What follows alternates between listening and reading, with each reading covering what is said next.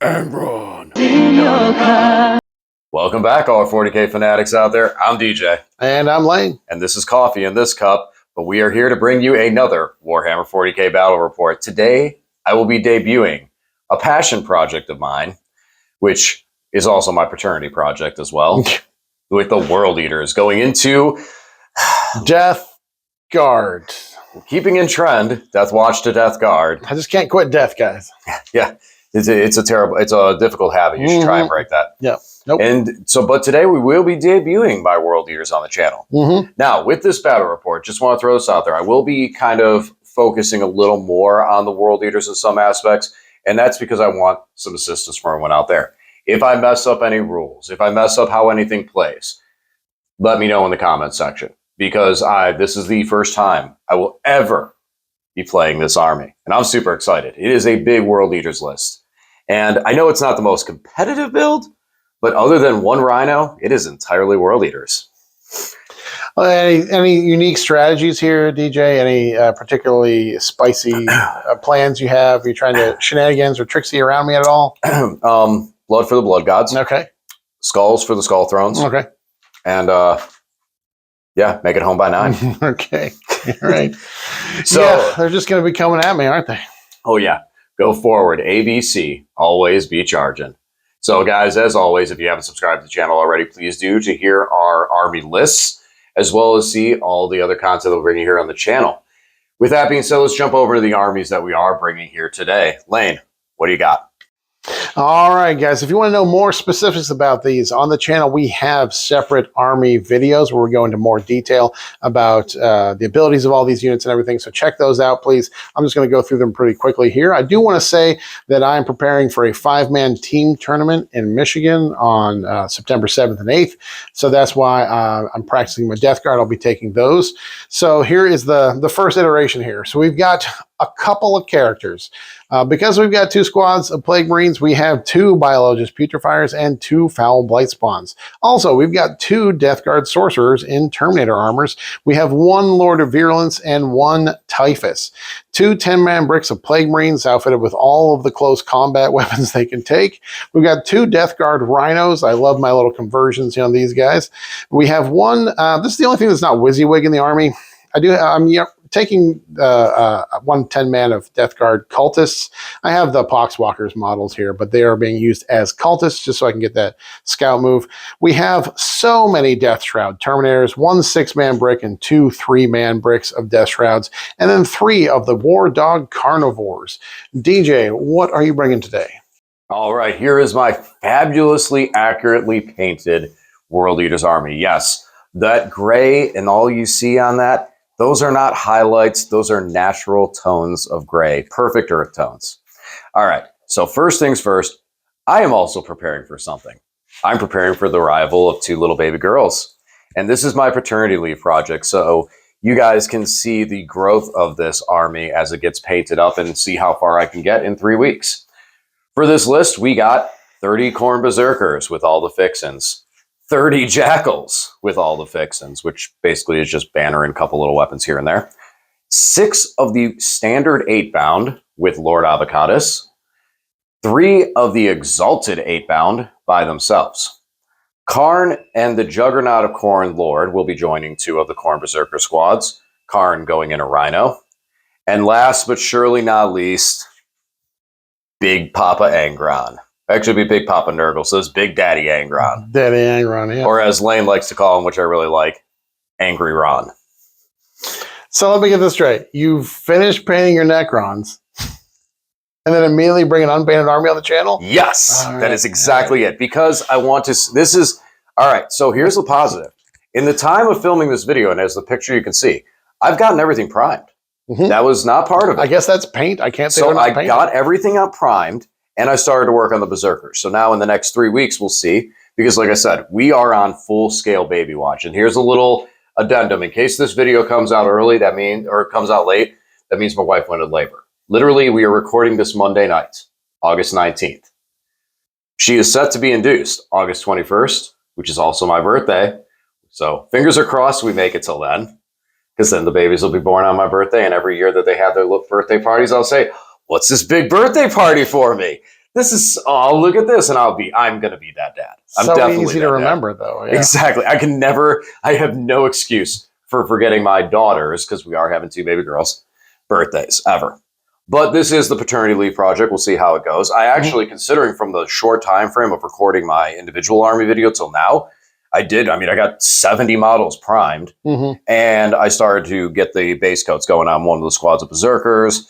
So we'll see. After this game, the Army will not reappear on the channel until after it's painted. So we'll see how long that takes. But I think I'll make it through the Khorne Berserkers really fast, and then I'll start slowing down. Be like, no more red. No more red on these models. That's exactly how I felt doing my Kroot. I was making such great progress and getting to the last, 9 Krutox riders. I just got burnt right out. Don't want to paint another one. Well, and Angron hurt too, because I painted him. I got him, and he took me a while. And I honestly think my Angron looks really, really nice. So, that, and he took me a very long time to get him situated. So, all right, all that's left is to roll off. Odd or even, my friend. Going back to even. And it is odd. And I think this is one time that this really matters, especially for my army, because I think that I feel like World Eaters win and lose their game in deployment. Yes, going first and second is crucial, especially with World Eaters right now with how the index is. But I think the games are win and loss in deployment. I do think my army is not the most competitive build, but I wanted to collect World Eaters. So when the Codex hits and if we get new models, please give us a Juggernaut unit. Yeah, they need a Jugger unit. Oh my gosh, they do. But if that happens, then I can build upon that instead of going into things like the Forge Fiends and everything like that. Like we've discussed before, if I take this to a tournament and I need armigers, Lane's got armigers. I got some. So, all right, Lane, I'm going to make you deploy first. Okay. And we'll be back after deployment. And we are deployed. Lane, talk to us about what we are doing here today. We are playing the glorious game of Warhammer 40,000. Our deployment today is Crucible of Battle. You can pretty easily see that by looking at DJ's army, because he pretty much outlined the whole deployment zone there. Our mission special rule today is just raise the banners, so battle line units, when they control an objective at the end of your turn, you get a point. You can only do each objective once, so the most you get is 5. But both of us have a lot of battle line units, because my War Dogs are battle line and my Plague Marines. And what's battle line in yours? Jackals and Berserkers. Okay. So I have 6. Yep. And then our mission, and then our you have 6 as well too. Are the Cultists? What's that? Are the Cultists battle line? Okay, no. so you have 6. Just Plague Marines and, like I said, the Carnivores. Gotcha. And our mission rule, the primary mission is Linchpin. So each objective you control is worth 3 points. However, if you control your home field objective, you get a bonus 2 for each one outside your deployment zone. So basically, if you're holding your home field objective, it's 3, and then makes all the other ones 5. All right, so now we'll talk about deployment. Well, I'm playing World Eaters, which means, again, ABC, always be charging. So we got a squad of Berserkers with the Juggernaut Lord there. We have Avocatus and his 8-bound over there. We have Berserkers over here. Angron going right down the low. We're just gonna zoom in on that. Look at that. Look at that. Oh, he's gorgeous. Look at that big boy. Beautiful. We'll get him again from the other angle too. We do have 2 squads of Jackals on this back objective, because I want to make sure that, 1, I'm holding it, because that's very, very important for the scoring aspect, and 2, that's 2 banners on that objective marker for my Blessings of Khorne. 1 squad of Jackals is back here to hold out some of the deep strike for a bit, and then eventually probably try to move up onto this objective, because I have Karn and Angron looking at that objective. So I'm trying to make that one mine, and then hopefully let the Jackals hang out on it, and give me some extra rerolls. And then yes, like I said, Karn is inside the Rhino with Berserkers, and we're just gonna zoom in there one more time. There you go, Big Daddy Angron. He's angry. All right, what do you got, Lane? Not quite as many things on the table. Of course, my Plague Marines are inside the Rhinoceroses, and then I have all my Death Shroud in Deep Strike, led by characters, and Typhus is flying solo, but he's in Deep Strike as well. And then we're just kind of positioned so The cultists can do their scout move if I need to get to the middle of the table turn 1. I've got war dogs if I need to get out here for like containment, that sort of thing, round 1. So that's kind of where we're at. Yeah, speaking of secondaries, I will be playing fixed. I'm going to do it engaged on all fronts and assassinate. Assassinate, yes, because I have 8 characters, yes. Right. So there's that. There's something else I was thinking I was going to say, but I can't remember at this point. Oh, well, I'll remember it later. But, please correct DJ's rules mistakes. Yes, I am going to be focusing on this. Please, please do. I will tell you what I'm doing. If it doesn't work that way, please tell me. Because, again, this is the very, very first time I've ever even played in this army. So, all right, Lane, you want to go first or second? Probably second, I think. Really? Against World Eaters? All right. From what I know, it's like World Eaters going first are pretty brutal. So I would love to go first. Yeah. All right. Let's let this ice aside. You can't stop DJ. Blood for the blood gods. Skull for the skull throne. It's time to play the game. And as we begin real quick, in patented World Eater fashion, since I'm going first, we move forward. 6-inch scout, Avocados, Lord Avocado, chose the red squad, and there's a black squad of berserkers over here to gain the scout move. The 8-bound already have scout inherently, so those 3 units went forward, and Lane said, nope, and backed up. He backed that thing up. All right, now it's time to play the game. And we're back. So for this turn, for the Blessings of Khorne, I chose to go advance and charge and +2 move. To be clear, he rolled 4 6s, so he could have brought Angron back if you wanted. I could have. So we went with the advance and charge. We went with +2 move, and with Angron, we gave the +1 to charge rolls a buff to really push to get in there. My goal is to score engage on all fronts turn 1 by charging these berserkers into that rhino, and these berserkers over here into this rhino. If I can at least pick up one of the rhinos, I will be happy because, well, that means I killed something, and we're playing Khorne, so we want to destroy things in combat. But mostly, this will at least hopefully slow down Lane. I'm probably going to lose the berserkers on the slapback. I'm expecting that, but at least I can take out I can slow down what Lane has to progress across the field. All right, let's do some shooting. That was fun. All right. Let's do some charges. These guys failed their charge. I rolled double 1s, so they were not able to go and charge the rhino like I wanted. But wait. Avocado is a hero. Measured after failing in rolling the double 1s, we looked at it and we're seeing where it was, and I was about 10 inches away. Well, with +1 on the charge, picked up the dice and pitched a 10, which gave me an 11. So I was able to make it in there, do the charge, and blow up the rhino. And then over here, we successfully made this charge with these guys, and they also picked up a rhino. So we got both of the rhinos, which don't score us any points, but now those Plague Marines on the field. They're scary, and they can beat me up real bad. I thought about moving into them. Maybe it would have been a better call to move into them. I don't know. You guys can let me know in the comment section. I felt like not. I didn't want to get those extra hits. I know I'm going to get shot. Oh, but I felt like if the extra turn of combat would have been more than the shooting. And yeah, so we did pile in to tag the cultists just to be obnoxious. Oh, they're going to punch you now, sir. They're going to punch me. Okay. Oh, here they come. But yeah, and then that's going to be the turn. I did score max on engage on all fronts. And after Lane fails with the cultists, we'll pass it over to him. So for my turn 1, I pulled Assassinate and Recover Assets. So I'm going to have this War Dog probably recover assets. And that War Dog recover assets. So in 2 zones. He also got over there in the objective. Got that nice long 14-inch move here. And then this War Dog just came around here. So he could either charge in there or here or, yeah, we'll see what happens. But yeah, I'm ready to do a little bit of shooting. You fell back with the cultists? Yeah, the cultists fell back. Aw. They were not going to contribute much. So that's not what they're here for. Now, I did stinkify this objective because I held it through my command phase. So it's now a stinky objective, which means I get bonuses when I attack you and I'm within range for my sneaky objective. That's right. I forgot. This is sticky too. Thank you for reminding Oh, me. it's not sticky. It's sticky, but it's also stinky. It's contagioned. Oh, okay. So you're within range of my contagion objective. Well, more importantly, I am. So when I pop my sustain strat, it'll be sustain 2. I'm going to hit these guys hard. Let's do just a little bit of shooting first. All right, did a little bit of shooting. This squad threw grenades, then picked up 2 of the berserkers, and then did a fair amount of damage in shooting and picking up another 4. So there's only 4 berserkers left in there. It's good because we need to get assassinate. We need to kill that character.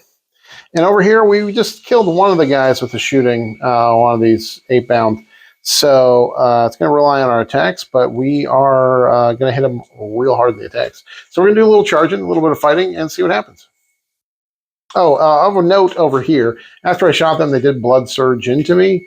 However, my DeathGuard Plague Marines do have fight first. So even though it wasn't the most relevant, I just figured if there was any other shooting that was going to try to come into them, I figured it would be better just to do it and be in combat and just be there than get shot by something accidentally. Mm-hmm. Now you're going to get shot by my fists. Okay. So we did use Sanguis Flux in this squad because I'm within range of a befouled objective. It meant I was sustained 2. So sustained 2 on 5-ups. But I'm glad I did charge in the War Dog because these guys did wipe the 8-bound, but weren't able to quite get the Juggernaut by themselves. Avocados. So the War Dog was able to punch and pick up avocados. Actually, I think it's invocados, but I like avocado. Avocado. And then over here, kind of similar story. I rolled really bad on my heavy plague weapon attacks. Out of, 12 attacks? No, I only got 3 hits, so it was pretty rough. But we still managed to pick up the rest of the Berserkers and did some damage to this Juggernaut guy. So he is down to 3, and he picked up 2 of my guys in response. So then pull off Assassinate, and then we're still scoring Recover assets. So that is my turn. On to DJ. All right. So since we're playing World Eaters, the name of the game is, like I said, always be charging. And this is what we're doing. So for our, our buff for the what's called Blessings of Corn, I still chose Advance and Charge. And I took the Feel No Pain this round. So we can try and lessen some of the damage. Angron moved up. He's in the middle. He's going to go somewhere. He may have to go in here to help out, especially because these guys can pop that strat another time and do this again. Berserker's moved up here, and we are going to shoot. I know. Crazy, isn't it? These Berserkers got out of the Rhino with Karn. They auto-advance 6, and they're going to charge in here. Definitely have to charge the War Dogs. That's going to be the only thing they're going to be able to get to. Juggernaut stayed in combat because fall back, he does nothing. I mean, he's probably not going to be around, but Angron might come over there and try and help him. And then last but surely not least, we brought the Exalted 8-bound in. We're going to try and stick that long 9-inch charge onto the War Dog. And if not, we'll get our engage on all fronts. Not exactly last. I'm going to Rapid Ingress upon thee. All right. Well, Lane's going to Rapid Ingress, and then we're going to get over into some shooting. So Lane is making an attack at my home field objective, it looks like, off that Rapid Ingress. Shot at him with those pistols, and as no one expected, nothing happened. Over here, oh man, our plasma pistols picked up 2 guys. Your own guys. Yeah, my own. 2 overcharge fails. Didn't even pick up a dude. DJ was so excited about the full rerolls for any attack from Angron. He's like, plasma pistols, overcharged. This is going to go so well for me. All right, so now we're going to do some charges and see what we can try and pick up here. I got to figure out how I want to do this charge with Angron if I'm going to bring him over here. I think he's going to have to, just so I can clear out everything over here, because if I just charge in those Berserkers, they're going to get picked up. And I think I have to bring in both into that squad to be able to make it through. So, all right, we'll do some charges and we'll see how this all works out. So that strat is vicious with the World Eaters, or I'm sorry, with the Plague Marines. Because once again, second time through. So Lane, talk to that about it real quick. What happened over here? So I fought first. So first step was you had to make this objective sickening. Yeah, I infected this objective because I held it through my first command phase. Specifically with the cultists or with just any DeathGuard unit? Any DeathGuard unit, yeah. Okay. And then I have a strat that allows me to give me sustained 1 on critical hits because the unit had the the Biologist Putrefier in there. They were critically on 5s, so they had lethals on 5s and sustained on 5s. And because I was within range of the objective marker that was stinky, it was sustained 2. So I just had a ton of bonks. I did pick up the Berserk squad on my fight first and put some attacks into Angron, but DJ made all his involved saves. So Angron took no damage. At least I picked up some Berserkers before I got wrecked in return. Yeah, Angron then turned around and picked up the entire squad and took 1 character with it too, so that's my first assassinate kill. And then this whole squad, right, DJ? This entire squad worked together to kill that, the war dog, the carnivore. Yeah, not even close. So I can't even let that. So we charged the carnivore, and I'm like, oh, let's attack with Karn first. Yeah, that's about where the attack ended. Karn just whooped that thing all by himself. Oh, love Karn. He's definitely the over-caffeinated man of that unit right there. So that was pretty cool. I mean, that was cool to see Karn go off. Sadly, we did lose the Juggernaut over here to these guys. And as anticipated, we did not make the charge with the Exalted over here. But we do score the engage for the turn. And yeah, that's going to be it. We're going to pass it over to Lane and his bottom of 2. We have pulled Sabotage and Marked for Death. DJ has chosen the angriest of Rons as one of his Marked for Death. These, the Exalted Fellow Dudes, and then the Humble Rhino as his Marked for Death units. We're going to go for Angron, just because I have the ability to put some mortal wounds on him before I charge him. And then my Death Shrouds dropped in here so they can pour some hot heat onto these guys. I made sure my Plague Marines were more than 7 inches away from them so they don't blood surge into me, because if I wanted to charge them, that'd be good, but I'd rather charge Angry Ron if I need to finish him off. And then over here, these guys just push forward. We're going to try and kill a lot of cultists. On to my shoots. So my strategy for trying to kill Angron here is to put some mortal wounds on him. So Typhus did 4. I did 4 with grenades, and he saved a couple of them, but now he's down to 9 wounds. So did some work there. Didn't really do anything in shooting because I'm not much of a shooting army. My indirect all failed. These guys put all their shots into the Berserks here, but DJ absolutely spiked the heck out of his saves. I killed 2, right? Yeah, 2 out of that squad. I killed 2, and I had like 30 wounds on him, 40 wounds on him, a ton of wounds, because I got a ton of shots. For the record, I rolled Lane's dice to make those saves too. Sure. You blame my dice. So these guys shot everything into the 10-man squad, and there was 1 guy left from that squad. That guy is a Jedi. He waved his banner and stopped so many shots. Well, we'll see what happens after the fight phase here. But we're going to charge in here. Only need about, I think, a 5-inch charge. So hopefully we make that. And then over here, the Blood Surge kind of made my Plague Marines put them in a difficult position for charging Ron. Now, obviously, the Carnivore here will be able to charge Ron. So we'll make sure that happens. That Carnivore is going to charge those guys. So if I pick up them or Ron, I score my Marked for Death. And then that's it. So let's do those charges. Let's make some charges and then do a little fighting. It's a bloody game tonight here, guys. So the War Dog Carnivore finished off Angron in spectacular fashion, and that meant my Plague Marines could swing into the Berserks. I rolled some pretty cold dice here, so didn't do very much damage into them. We've got 4 of them left with Karn the Betrayer, and they wrecked the rest of that squad, just leaving the characters alive there. And then these fellas, they smacked my War Dog. The War Dog was only able to kill 1 of them thanks to those invulns and the Feel No Pains, and I just rolled a bunch of 1s. And then, of course, the Terminators over here, the Death Shrouds cleaned up all these guys, so we were able to take the home field objective here. So that is the end of my turn. Very productive. Lots of things died. Lots of things were killed. I did get Marked for Death for Angron, and doing Sabotage with those kiddos inside there. So no return of Angry Ron yet. So, what we did for this turn, we moved the Exalted 8-bound in here behind the wall. So now they don't get Overwatch, but then they can charge Typhus if I so choose to try to pick Typhus up and get him out of there so I don't, because otherwise Typhus is just going to move into me and pick me up. Over here, we are going to stay in combat. We're going to try and pick these 2 characters up for our assassinate points that we need. And as well, that'll also give us the space that we need for engaging all fronts, which is why we moved this Rhino over here. And we tried to move the cultists on the objective, but they apparently tripped all over their faces, rolling a 1 on their advance. So that's going to be it. We got a little bit of shooting, and then we're just going to go right into the charges. The little bit of shooting is kind of doesn't matter. We're just going to shoot this Havoc launcher on this Rhino because I can. And I want to shoot it. All right, we stuck a charge, and those Exalted 8-bound are whooping and a walloping. They picked up Typhus wholeheartedly.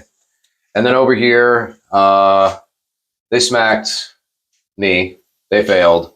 And then Karn just ate them. Man, Karn is a monster. So we elected to sit still because we are on fight on death. So hopefully that'll help us going into the carnivore to be able to hit back. And then the Rhino, he tried to shoot and he failed. So we do get max extent at gauge again, which has been pretty good for us. And we're going to hand it over to Lane and the bottom of 3. So I have pulled Cleanse and Engage in all fronts. So I'm positioned to do these things. So I'll engage in 2 fronts, and baby engage. I'll be in 1, 2, 3. I don't have anybody over hither. And then we'll see how much cleansing I need to do. So yeah, here we go. We're going to do a little shooting, just a little bit of shooting, and see what happens.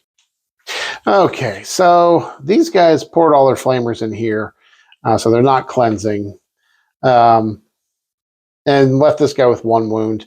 These guys are cleansing, so I'll see if these guys can charge in to finish them off, just to clean things up. And what we did here is we did throw grenades. Did pretty good. We got 5 mortals, and then DJ made 1 feel no pain. So there's 2 guys plus Karn left there. So it's charge o'clock. It's time to do some bonking. Well, that is about that. So we moved the carnivore in, did tank shock there so that we picked up at least 1 more of the guys, and then bonked through and did 15 wounds to Karn. So it was, that was very productive. These guys did make an 8-inch charge into the last Exalted 8-bound, finished him off. These guys did make a charge into the Rhino, finished it off. And so DeathGuard have the table other than these very, very, very brave Khorne cultists that are the only ones left. Jackals. Sorry to misname you. Jackals, you're still alive. I'm sure you will be for a very long time because it'll take me forever to get over there. No, he'll come over real quick. All right, that's it for I scored just 1 cleanse for 2 and engage baby for 2, so 4. For those of little faith, have some faith because the angriest of Rons has returned. I may have spoke too soon about there only being the jackals left on the board. So we have elected to do a secret mission at the end of turn 3. Got all our eggs in 1 basket, and that basket is Angry Ron. So Angron is returned, deep striking in, landing. And we chose Feel No Pain as well as Sustained Hits is what we're going to do for the other abilities here. Then we advance the little guys over there, Jackals, so they're going to hang out on that objective. And that's going to be it. So that's our movement. That's our shooting. Let's see if we can't stick a charge. Sadly, we failed the charge. So that's going to be it for my turn. No points whatsoever out of this turn. So see what we can do in turn 5. Oh, we did not like the fact that Angron came back. So we moved up. Grenaded. He doesn't do it for free, so I spent 1 CP to grenade there. Took 5 mortals off of him. We tank shocked another 4.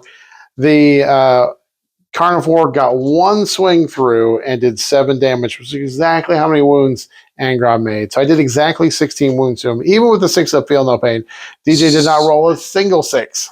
Not a single one. on all 16 of And those I wounds. CP rerolled the 4-up for the 4-up, like nothing at all. So I killed him down to the exact wound, and that's the end of Angron there. Well, I guess he could come back on your turn, Yeah, right? He could come back, but feeling pretty good about that. So we scored area denial and extend battle lines, so 10 on secondaries. On to DJ. Let's see.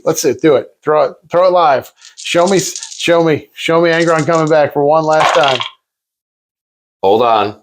Hold I have on. one banner on an objective. You do. Oh, he's super dead. Yep. Well, we tried.